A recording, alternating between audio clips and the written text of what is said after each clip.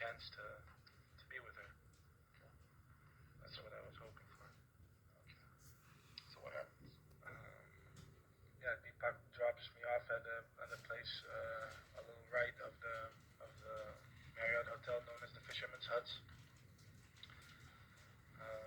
This place is not so far from, the next hotel is the Marriott, and the next hotel after that is another Marriott, which is a timeshare, and then it's the Holiday Inn. So we walk along the beach. Do Deepak and Satish get out? Kind of what happens? Deepak and Satish leave. They leave. They go back to their home. I assume they go back to their home. They get in their car and they leave. I'm actually with Natalee walking along the beach. I find a space before we get to the Marriott hotel where I lay her down. We lay down together in the sand, and we start kissing each other. I get her to kiss me again. We start kissing each other, and I start feeling her up again, and she tells me no. She tells me she doesn't want me to feel her up. I insist. I keep feeling her up either way, and she knees me. She ends up kneeing me in the crotch. When she knees me in the crotch, I get up on the beach and I kick her extremely hard in the face. Yeah, she's laying down unconscious, possibly even dead, but definitely unconscious. And I see right next to her there's a huge cinder block laying on the beach. When you say cinder block, looking at the walls of this place, is it like those? The exact same cinder blocks. I see a huge cinder block laying on the beach. I take this and I smash her head in with it completely. Her face basically, collapses in. Even though it's dark, I can see her face is collapsed in. Afterwards, I don't exactly know what. I'm scared. I don't know what to do, and I decide to take her and to put her into the ocean. So I grab her and I half pull and half walk with her into the ocean. I push her off. I walk up to about my knees into the ocean, and I push her off into the sea.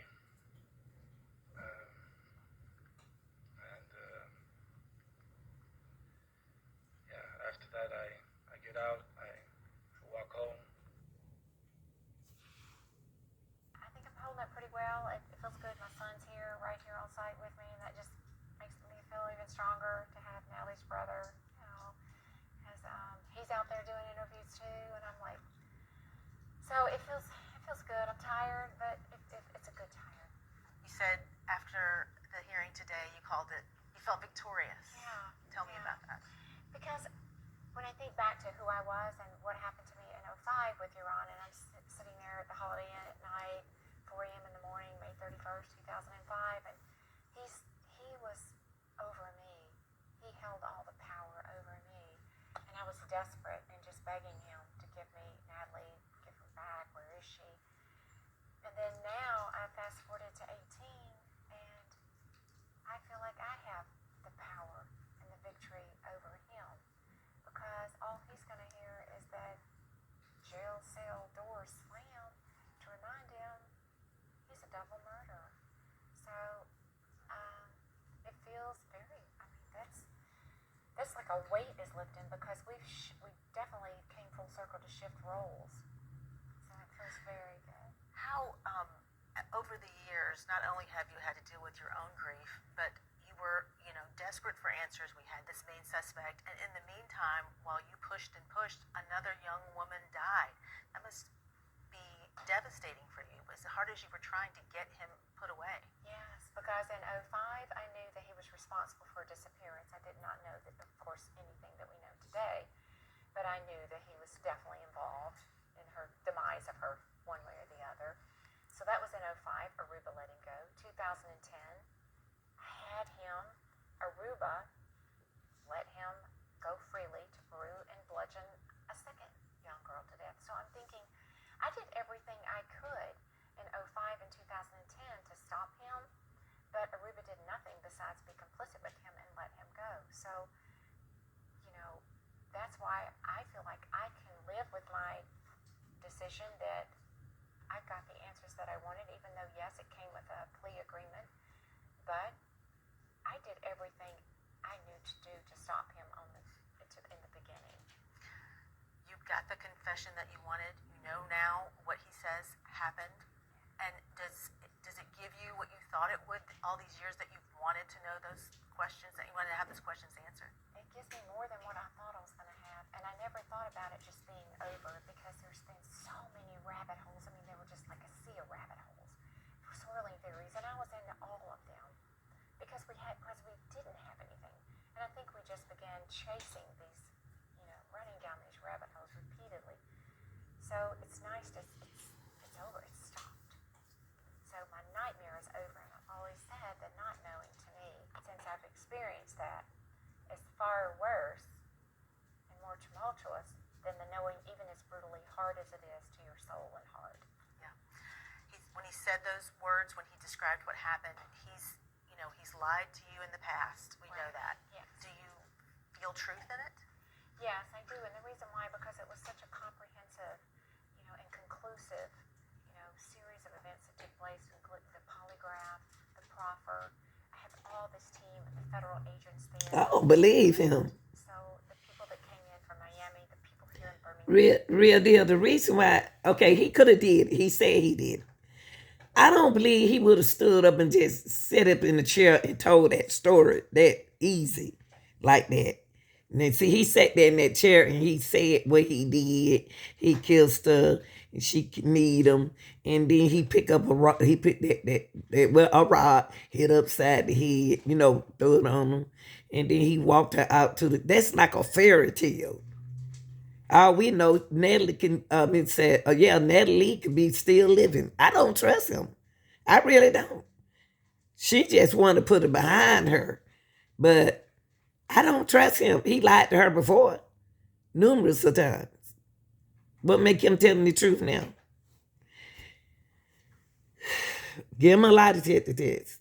I mean, do something to make me believe him.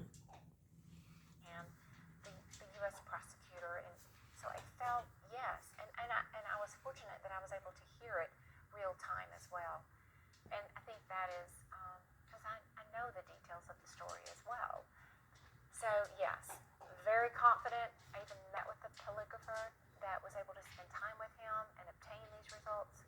So I feel 1,000% good and strong. I think he apologized to you and your family today, too. How do you receive that? I heard it, but I feel like it's a hollow apology, because I don't think a double murderer and someone who can extort money and make a mother of a child you murdered pay you money, So it felt very hollow, it felt scripted, but that's okay. I think all probably, especially murders, found a priest in prison, they all seem to. So I think that's kind of normal. Yeah. So what do you do from here? What's next? What do I do from here? Well, I don't know yet. I thought I'd just kind of see what's on the agenda with Matt and my 2 grandchildren and kind of join life again. I feel like I've put a lot of things on hold on the back burner and taken second places. So I think it's going to be nice to kind of feel a little bit more normal in society, to know that's put to rest. And I did what I set out I'd do in '05, and I think about the people that helped me, starting with Greta, and then all the people in between from, like I said. But you know what, real deal? I'm going to let y'all hear him tell that story again. I don't believe him. Something inside of me don't believe him. But he got the time for it. So long as she believe him, I guess so. But let y'all hear him tell the story again, and just listen to him. Say thank you so much for doing this. I know it's been a long day. Oh no, hold on, y'all. That's not it. Hold on. Okay, now let's listen to him again. Plus, she asked to go back to her hotel, but I was just trying to get dropped off a little bit further away from her hotel, so we could walk back to her hotel, and I might still get a chance to be with her. That's what I was hoping for. Okay. So what happens? Yeah, Deepak drops me off at a place a little right of the Marriott hotel known as the Fisherman's Huts. This place is not so far from, the next hotel is the Marriott, and the next hotel after that is another Marriott, which is a timeshare, and then it's the Holiday Inn.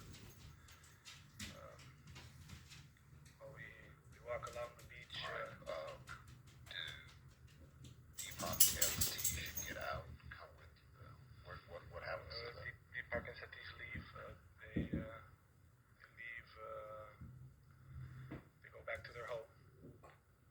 I assume they go back to their home. They get in their car and they leave.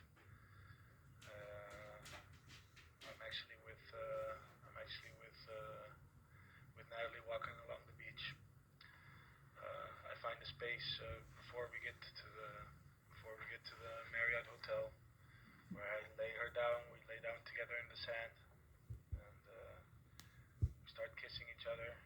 I get her to kiss me again. We start kissing each other, and I start feeling her up again. And she tells me no. She tells me she doesn't want me to feel her up. I insist. I keep feeling her up either way. And she knees me. She ends up kneeing me in the crotch. When she knees me in the crotch, I get up on the beach and I kick her extremely hard in the face. Yeah, she's laying down unconscious, possibly even dead, but definitely unconscious. And I see right next to her there's a huge cinder block laying on the beach. When you say cinder block, looking at the walls of this place, is it like those? The exact same cinder blocks. I see a huge cinder block laying on the beach. I take this and I smash her head in with it completely. Her face basically, collapses in. Even though it's dark, I can see her face is collapsed in. Afterwards, I don't exactly know what, I'm scared, I don't know what to do, and I decide to take her and put her into the ocean. So I grab her and I half pull and half walk with her into the ocean. I push her off. I walk up to about my knees into the ocean, and I push her off into the sea.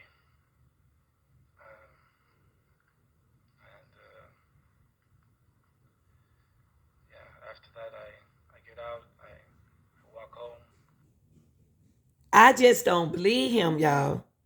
I just don't believe his story. I just don't believe what he's saying. Now, I believe she allegedly may be dead, but still she 33, 36 now. She was 18 then, she 36.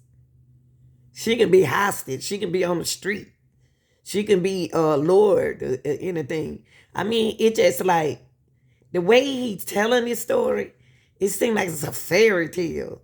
And because he killed another girl and they locked him up in Peru for that. Now, I believe he did something to her, most definitely. But the order that he did it in, I don't believe him. Because he gave the mama the money. Now, the mama gave him a lot of money to get her child because he asked her. He said that the girl was still alive, y'all. And this is where the extortion come in. And so he told the mama how much to send him. Think about it. When she sent him that amount, he disappeared for a minute and lied to her. He did something with that money. I don't trust this man. He's a creep. I don't trust him. And I don't believe nothing he's saying. So I don't know why the mama's so confident in what he's saying. He ain't just turned himself in like that. He getting the pressure. I believe that all this can be true. But to me, I think he turned himself in to get the pressure off of everybody else and stop them for looking for Natalee. Well, y'all tell me what y'all think real deal. That's just my reaction. I really do. It's something telling me that she's still alive. And he had to turn himself in because the mama wouldn't stop looking for him. And he really turned himself in for extortion. But then he decided to go ahead on and tell this story so he could be saving somebody else's life. We just can't give up when our child go missing like that. Now she missing. Y'all like, share, and subscribe. And thanks for watching.